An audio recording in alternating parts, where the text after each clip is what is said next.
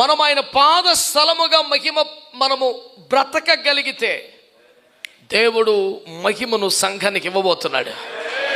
సంఘం మీదకి దేవుని మహిమ దిగి రాబోతుంది. గుడారం మీద దిగి వచ్చిన దేవుని మహిమకు మించిన మహిమ రాబోతుంది.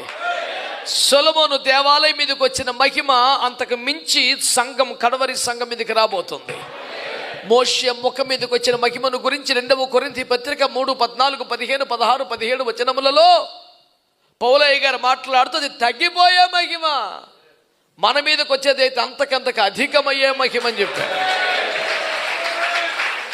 దేవుడు తన పాద స్థలమును మహిమపరుస్తాడనే విషయాన్ని ఎంత విపులంగా, వివరంగా, భయభక్తులతో మనము ప్రకటిస్తున్నా ఇంకా చాలామంది మా మహిమ మనుషులకేంటి అని బుద్ధి ఉందా అని కలబడిపోతున్నాడు. పాప వాడికి ఎంత ఉందో బుద్ధి, మరి నాకు అర్థమవుతలేదు. రే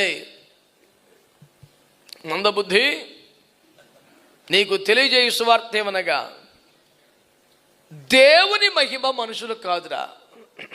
ఆయనకు చెందవలసిన మహిమ, ఆయనకి ఇవ్వాల్సిన మహిమను సక్రమంగా, సవినయంగా, సంపూర్ణంగా ఆరోపించుతున్న వారికి